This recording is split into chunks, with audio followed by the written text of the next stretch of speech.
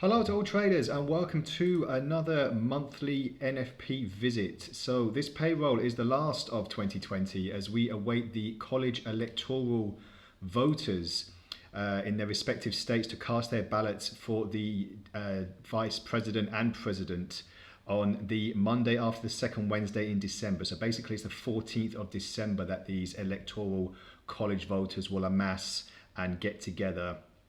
In the past, there hasn't really been many faithless electoral college voters, but the faithless ones are basically the ones that go against the actual popular vote and the public vote that have gone against Donald Trump for this year. So basically, if they start opposing Joe Biden, then there could be a bit of a mix-up in the presidential affairs, but it's not likely to happen as Biden is probably going to be sworn in officially in January. So December the 14th is a very good day in the diary to note for the Electoral College voters when they officially declare Joe Biden the president for the next 4 years as he gets into the White House and into the Oval Office itself. So what are we expecting from this NFP? Well, as you can probably imagine, COVID cases are running rampant in America. So this is going to take a lot of the focus away from the actual NFP numbers and NFP data coming out basically. So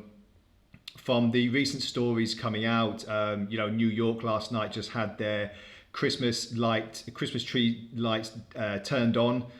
There wasn't much of a crowd in the vicinity to watch it, and this is what New Yorkers especially have come to accustomed to now. So as we go into 2021, where it's looking a bit more detrimental in America with these COVID cases, because after the Thanksgiving holiday that we've just had, there's supposed to be a surge now when the official figures come out with more testing that's being done. And also the fact that with the Christmas and New Year celebrations coming up as well, Americans are concerned that there's going to be a rapid rise in cases. So, hospitalizations are over 100,000, and more significantly, this is more than the first time round when the first lockdown happened. So there's a lot more cases in America, and unfortunately a lot more deaths as well on top of that. So we're going to look at what the NFP is going to bring and what the possibilities are in the next couple of months. So let me just take you through.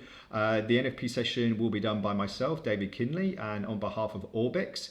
This is how you can contact me if you want to ask me any questions at all, even if it's not NFP related, if it's market related and anything along those lines. I am happy to and always available to answer any questions needed. So let's just go through a quick disclaimer at the moment. So foreign exchange trading and investment in derivatives can be highly speculative and may result in losses as well as profits. Foreign exchange and derivatives trading is not suitable for many members of the public and only risk capital should be applied.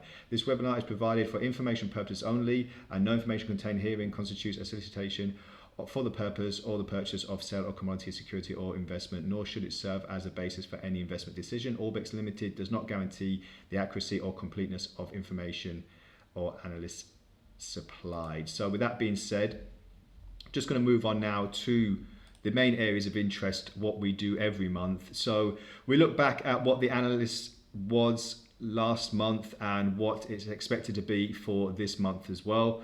So, there was a decrease from last time, which was quite significant in the NFP figures coming out. We had such a positive reaction in May trying to get the job numbers higher. We had the record low, then the record high in May and June. July, August, September, October, it's been very steady, but it's been quite up and down depending on what the next NFP numbers are. Will determine how we're going to end the fourth quarter and what the optimism will be for 2021 as well. So October's data was up by 216,000. Absence from work as well. This is very important because not a lot of jobs are getting filled in the correct quota. So for example, the ADP figures missed expectations by 97,000 recently. It's the smallest increase in 4 months as a rise in infections, as I just spoke about, and further lockdown slowed the hiring. So it's not a case of jobs aren't there. It's a case of they can't actually hire certain people for the jobs due to the vast restrictions that have been going on throughout the last 6 months. Jobless claims remained well below the 1 million bracket, which is quite significant. In May, June, July, it was hovering around the 1 million bracket, but it vastly fell, which is quite good. However, it did miss expectations at 712,000. So well below market expectations. However, there is a glimmer of hope going forward if this this COVID situation can calm down quite quite significantly. So last month's release bounced away from the worst on record, but grew at a slower pace. So going back to the infection rate and the COVID, it's the main headlines dominating everything at the moment. I mean, we've had a couple of non-performing NFPs recently due to the fact that other headlines have taken more headlines basically. So we're just going to be looking at what the potentials are. What can we expect? Are the markets going to move that significantly? And how much money is there going to be made and can be made going forward? So we'll address those points quite shortly as well. So I just want to move on to the next expectation as well as we move on to the unemployment rate and also the average hourly earnings as well. So they've been quite upbeat, let's say, due to the other headlines that have been going on. The latest CPI inflation fell to 1.2%. So that was just slightly off the expectation of 1.3% as it was at 1.4% in the previous month. So as we see here on the CPI inflation chart, we had that large dip due to the pandemic, but we've had a nice steady recovery, but now it's just come to a slight resistance. I thought maybe at best we'd probably try and push to 1.5 or at least settle at 1.4 like the previous month, but unfortunately it has actually fallen lower and things are looking a little bit more bleak. So we're just going to see what the expectations are and going forward. So just getting back to the the ADP and the jobless numbers as well. The unemployment rate is easing at 6.8% in November. Little change from October's 6.9%. So that means that not a lot of beneficial factors coming out of America at the moment as well.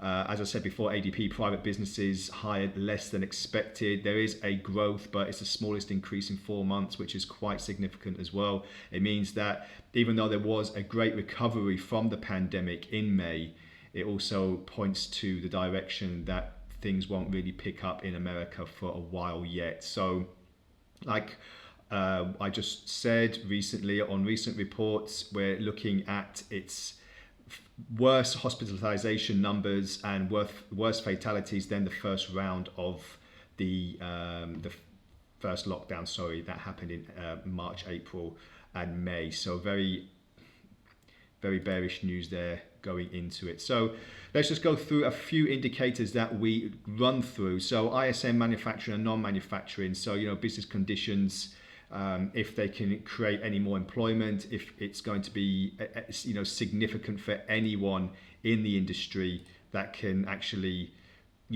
pick up. You've got the purchasing managers index as well, the PMI, and you've got challenger job cuts as well. So these are all significant in the economy going forward. ISM is very important going forward, and also the challenger job cuts claims, like I've just said, based on job cuts in November, it just goes to show that even though Americans are looking for jobs, there are still a high amount of job cuts happening around the states of America. So this is very, very important as well to as we go through. Retail sales, on the other hand, have been quite boyish. They have actually been grown, but again at a less than expected rate. So it's a downwardly revised September and October forecasts. So again, retail sales are picking up because internet and home shopping is actually quite popular, but it isn't a patch on what the pre-pandemic retail sales were before. So something else to really look at as well. So we've also got consumer confidence as well. You've got the University of Michigan, which dates back to 1940, which obviously gives an insight into what the household outlook and telephonic interviews give. So just because it's such an old develop survey, we are looking at this quite analytically to see if there's going to be any further changes in sentiment, especially on this kind of procedure. So, Conference Board consumer confidence as well measures the level of consumer confidence in economic activity. So this is another leading indicator that we always usually go through as well. So this is also very, very significant as we go through. And just to look at some other leading and lagging indicators as well. So we just looked at the lagging ones, leading indicators, treasury and yields, crude oil prices. So we've seen over the last few weeks that US treasuries, for example, and US indices records high. The S&P and the Nasdaq has recently just closed at record highs this week. So very, very important. That's boosted on optimism over further fiscal stimulus into the economy once Biden actually gets into the White House, and it will be a lot easier for him to negotiate with House Speaker Nancy Pelosi because they'll be on the same side, and there won't be so many political hiccups that Donald Trump has seen in the last few years. So this is another reason why the dollar has dropped quite significantly. A lot of risk off, risk on sentiment shifts in the last few weeks. The dollar dropping quite a lot down. The dollar index is looking at the 90 handle now for the first time in over 2 years.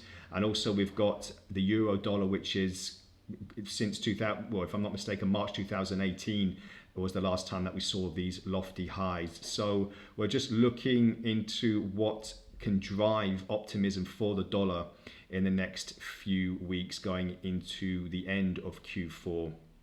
So oil as well, been very buoyant in the last few weeks, if I'm not mistaken, and we're just waiting to see if that's going to dip as well.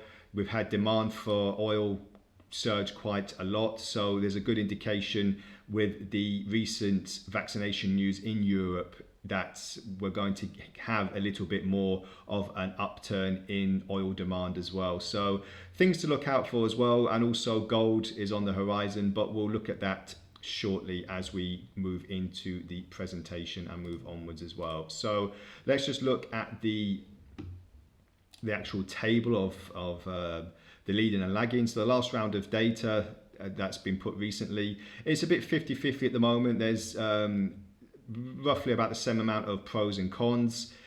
As I said, the last few NFPs have been non-performers, so we'll have to just wait and see if that's going to really affect this month as well. With other headlines circulating around, we'll have to wait and see what's going to happen and what the results are on that as well. So also choosing the best pair to trade. So we're looking at what economies have the lowest base rate at the moment. The most recent one was Australia, that they changed their base rate to 0.1, and we're just waiting to see if anything will come out of that. The decision by the Reserve Bank of Australia to cut it to near zero was a very significant step in their quantitative easing. So, it just reveals how big a hole their economy is as well, not just America, but also in Australia as well. So something else to look forward to when trading, when picking trades, if you're trading Forex pairs, the Aussie dollar, against the American dollar, and also against a basket of minor pairs as well, is also good to look at. And we're going to see what's going to happen in the next few days, the next few weeks as well. So as I say, not really much to go on from the previous NFPs, just Australia to report on that they lowered their interest rates. So just a quick look at choosing the best pair to trade. So, as you can see, the dollar is very weighed down. Also is the Aussie at the moment and the Kiwi. The euro and pound, very, very buoyant in the last few trading sessions. The euro, like I just touched upon, reaching over 2.5 year highs, with the pound as well reaching 134 at the moment over the dollar. So it's looking like it will probably continue for now, because we've got Brexit talks in England at the moment that have been a bit hit and miss, but policymakers are looking that they will get a deal done by December's deadline, the end of December's deadline. So this is also very poignant news looking ahead to see what's actually going to happen and what best pairs to trade on. So at the moment, if we just focus on the NFP as a actual subject, instead of diversifying off to euro and pound, it's looking like if it's good news for the dollar, then the euro and pound wouldn't be good currencies to trade against. But if we're looking at yen and Aussie, they would be good if the results are quite buoyant for America. So, it's important to look at just before the news release, this currency strength meter. So, as I said, if the US comes out negative, then a good position would be to go long on weaker pairs. But because the dollar is so weak at the moment, it's not looking like it's going to really have so much impact. But you never know, things can happen in the Forex market at any time. And as we go on, we'll have to wait and see what's going to happen. But, the pip amounts, the technicals that we look at, it has to all be taken into account when we're trying to analyze these sorts of big fundamental news releases such as and nothing gets as big as the NFP. So just before we finish the actual presentation, just a few tips on how to protect risk capital. So avoid trading during the NFP or any volatile trading news releases, because it could lead to bad results for the trader if you do not put in your stop losses and take profits, which I will just touch upon shortly. So basically, trading high volatile market periods is very risky as well if you don't manage your capital correctly. And just touching on to number 2, apply protective stop loss and take profit measures in order to bypass emotional hurdles. So, if the balance or your equity starts dropping, to avoid emotional hurdles, trying to claw 50% of your capital back or 60%, which is a bit difficult to do that, then put in sustained, realistic stop loss and take profits so that you can keep your capital protected. Number 3, close out all positions ahead of the release in an attempt to divert from high volatility. So, if you've got some trades open at the moment and you don't really want to keep your positions open in the market for any longer than what you want them to be, then a good idea is to close and miss the high volatility impact that could affect the markets going forward for the next few minutes after, or even up 10s and 20 minutes after the NFP is released. Hedge your positions if you want to, in case your risk is minimum, but if you're trading long term, then the stop loss is quite far from being hit anyway. So hedging is also a good it can be a good, safe environment to trade with as well if you're going long and short at the same time, just depending on how, what your lot amount is and what your risk capital is as well. So it's just something to keep an eye on. If you're eager to trade despite the warnings, do let the markets calm down before entering the trade. So, you get away from the heated environment and the market noise as well, which is quite significant. And this will stop, again, emotional hurdles getting in the way, because you're not really risking too much of your capital on high volatility movements. So, and analyze the data post-release, which is what we're doing now, which is what I always do when I'm going for a big market release as well. So without supporting employment wage and employment data, any directional trade is at risk of reversal. So, once we get a big move in the market on the upside or downside, then, a reversal or retracement can take effect. So, it's important to know what the likelihood of the trade is going to be as we go into the NFP. So, and also pay attention to the divergence between actual and consensus. So, basically, this is just a little warning of if there's not much of a difference between the actual and consensus, it means that there's not really going to be many surprises and there's not really going to be much movement in the market. However, if there's a big divergence between the actual and consensus, then we're looking at bigger gaps in the market. We put an example here of 20 to 30k is not considered very effective in the market, but if you get 100k, 200k which equates to probably over 100 pip move, depending on what your lot amount is and your capital invested, then it can read as a bad warning sign, because if it does start moving over 100 pips, then it can be very, very detrimental to your trade if you're not prepared and you don't have the stop losses and take profits in place to negate the big high impact of the NFP or any fundamental news release. To be honest, it's not just the NFP. We've got other fundamental news releases all the time, interest rates from the Bank of England, Royal Bank of Australia.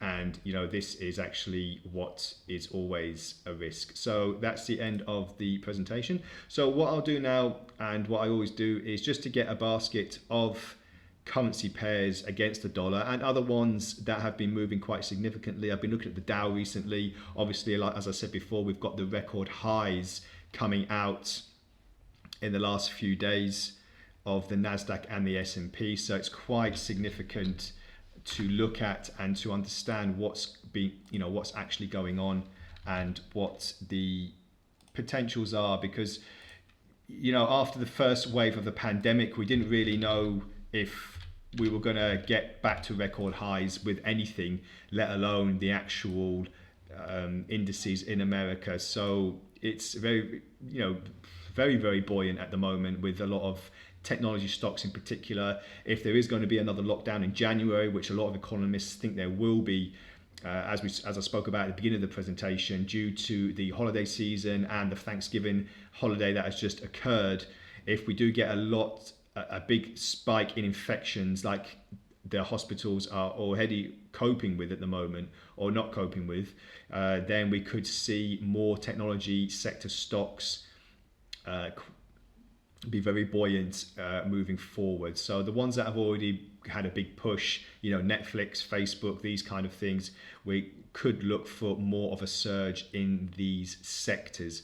So let's just take a quick look at the euro dollar first of all. So what I've got at the moment is just taking a look at what the potentials are. So we've got euro dollar, and it's been at not record highs, yearly highs at the moment, pushing up to 121, 122. So now, as you can see, it's slowly starting to come down, and I'll be looking at this false spike here, roughly at the 121.43, and that's going to probably be my support depending on what the results are. As you can see, it's got a slow, gradual pace coming down now. I've got this on the 30-minute chart at the moment because it's a little bit easier to try to come to a bit of a consensus on what's going to happen. So I'm just getting my NFP live stream ready at the moment, just to see what's going to happen in the next few minutes. So yeah,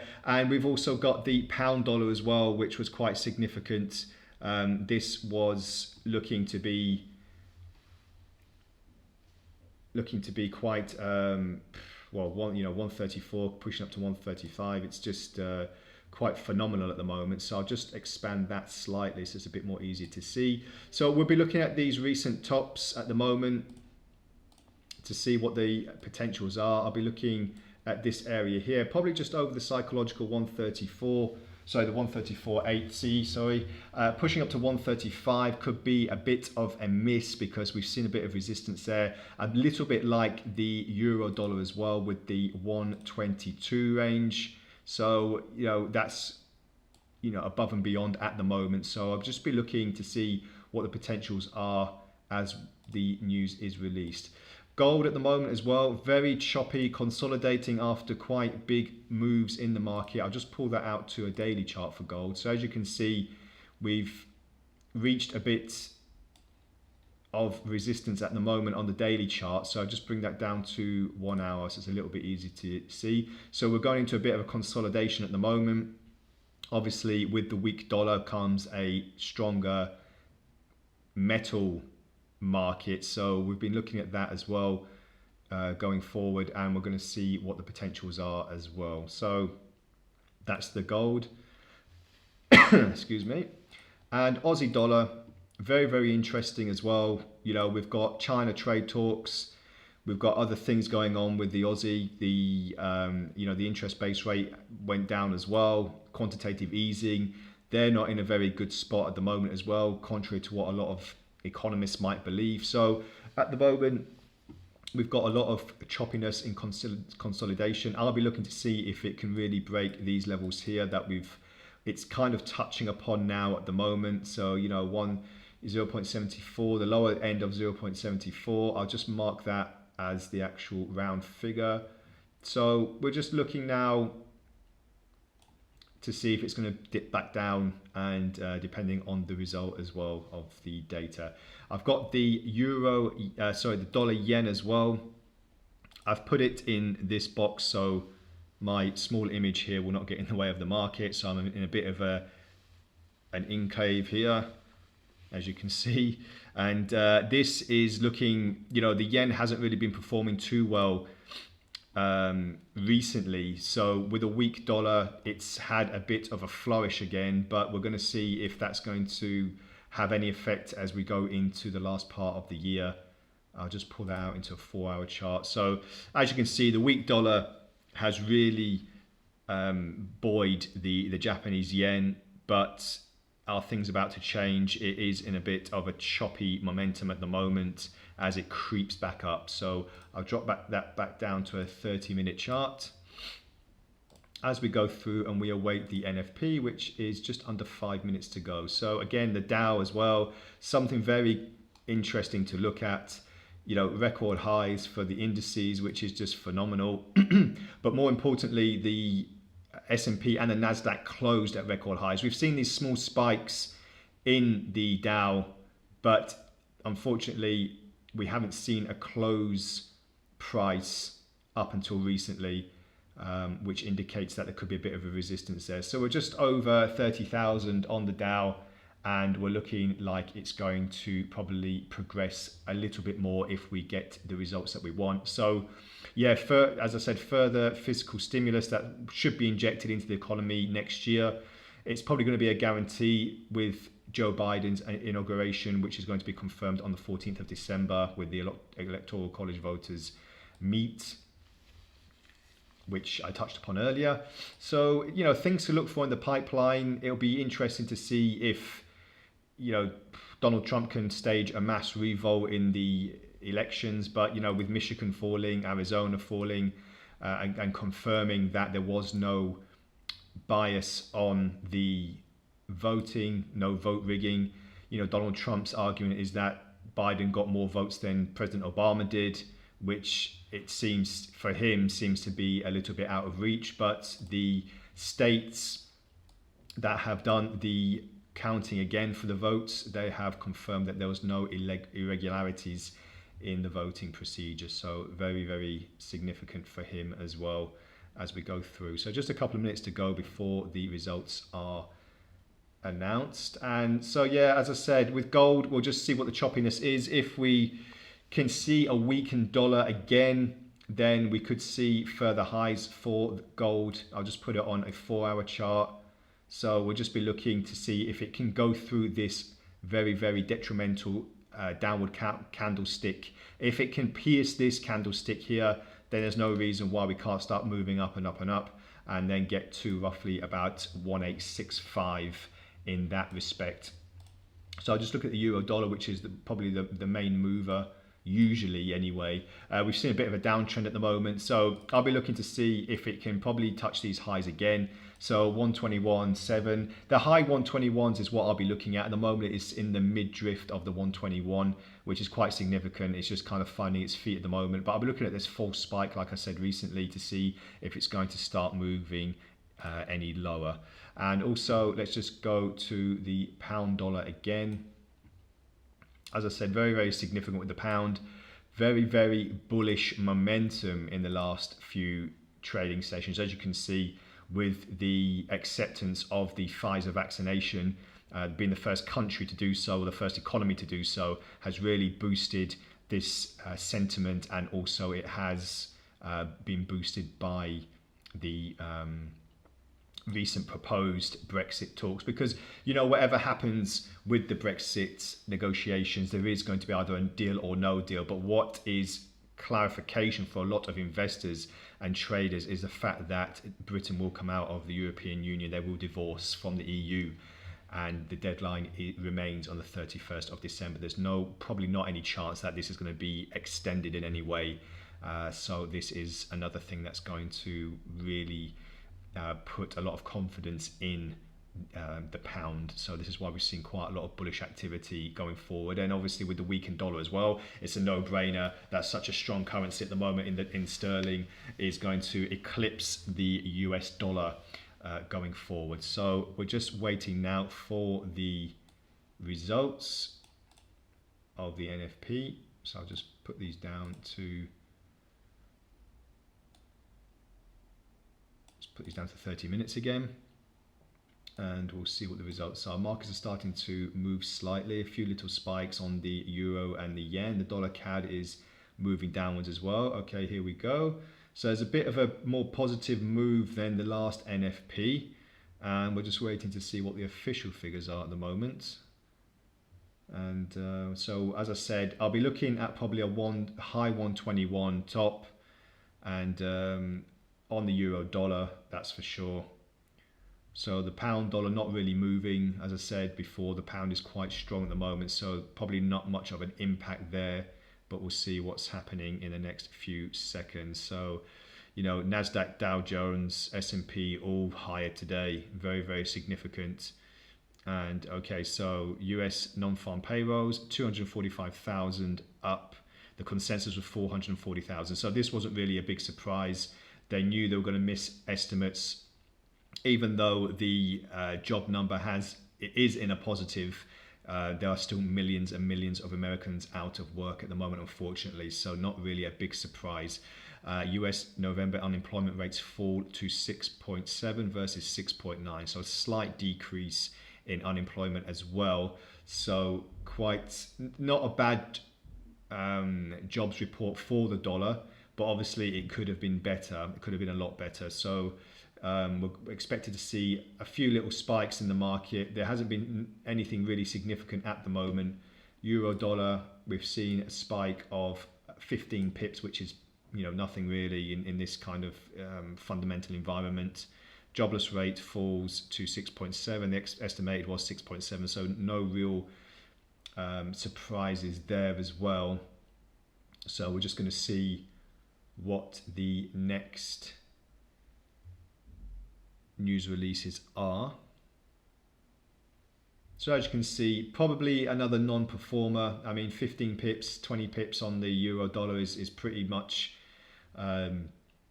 insignificant really. We've had a slight spike on the dollar Canadian, but nothing to shout about really. US average work week at 34.8 hours. So the estimation was 34.8. So again, nothing really big in that direction. So it all seems to be a little bit calm before the 2021 storm. Now, what's significant about 2020 is we'll have more clarification on not only what companies can provide a coronavirus vaccination, but also what regulators are going to certify and approve the vaccination, and also how quickly they can be distributed, because this is quite significant, as you know, with the fact that over, you know, what is it now, 8 billion people in the world, 160 million doses of the Pfizer vaccination is pretty, you know, it's nothing compared to how many people there are in the world. So, you know, the Pfizer vaccination also needs 2 doses as well.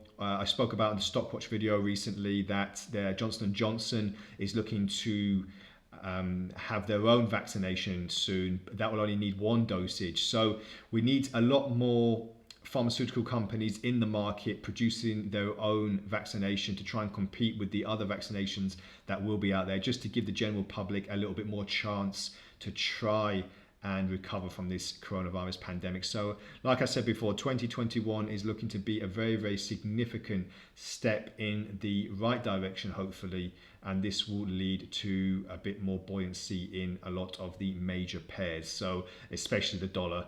America is breaking all the records at the moment, unfortunately, with virus and fatality cases as well, and this is very significant if America is going to get back on its feet.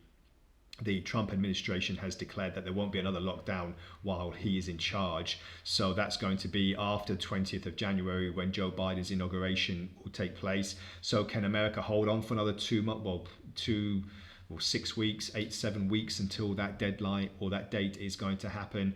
We'll have to wait and see. So a lot of exciting events, even though they're not the correct events to look at in the market. As you can see, the euro dollar has fully retraced now. So like I said on the warning signs before, on the disclaimers, look for retracements and reversals or retracements in the NFP, because the markets can move so significantly in the first couple of seconds on an NFP news release, or any news release really, if it's very fundamental. And that's what we're seeing now. So it's spiked up by 15 pips from when we first started talking about the NFP, and now it's fully retraced, and now it's kind of consolidating once again. So this, if this was 50 pips or 60 pips, let's say, then, the retracement value in that trade that could have been opened on a sell position after the buoyancy in the euro dollar could have been very, very profitable. So just little things to look out for, and going into the sessions as well. So we've got dollar CAD.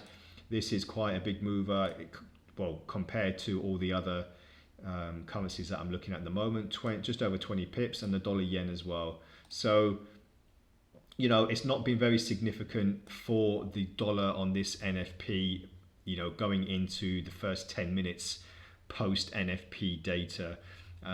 Payrolls rise by 245k month on month. The estimation was 460,000. So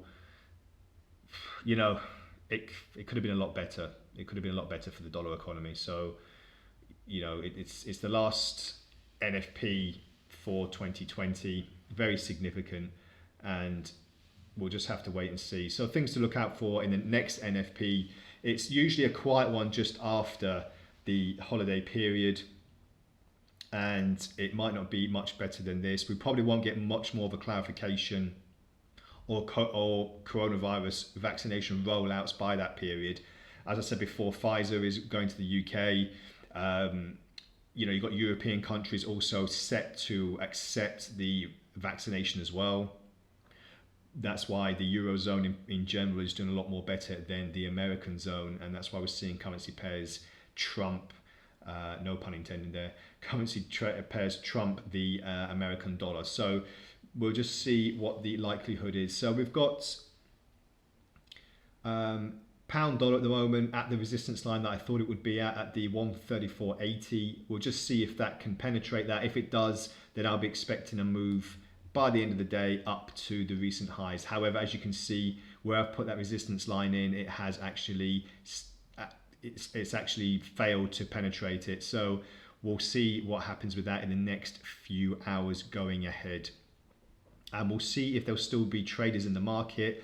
Like I said before, after the NFP is done, usually traders start their weekends early because such a fundamental news release, a lot of traders make their money or lose it sadly, and they give up for the weekend. So we should expect a lot of the market to calm down in the next few hours of the trading session itself. So we'll just see how that goes as well going into the first finishing 10 minutes. So not much going on at the moment, and it looks like it will be a very slow end to the day going forward. So I'll be with you for another couple of minutes before the presentation ends, before we end another NFP. So, as expected, it was a bit of a non-performer. Too many headlines outweighing the NFP results at the moment. Unfortunately, bad detrimental headlines for the world in general, on a global basis, but also relating to the NFP field on an American basis as well. So we'll see how that goes in the next few trading sessions. So Monday is bound to have maybe some gaps in the market due to the weekend news. We're expecting some more positivity coming out of Britain about Brexit talks. We're expecting a few more headlines about vaccinations and also how quickly they can be distributed. So, depending on what Donald Trump is going to declare over the next few weeks until he is no longer in the Oval Office, then that's going to determine what's actually going to happen. So that's all from the NFP for this session. Thank you very much for joining me. And if you have any comments or queries, just feel free to post them on the video and I'll get back to you as soon as possible. And have a great trading day ahead for those that have just started it or those that are ending it. And have a great weekend ahead as well. And bye for now.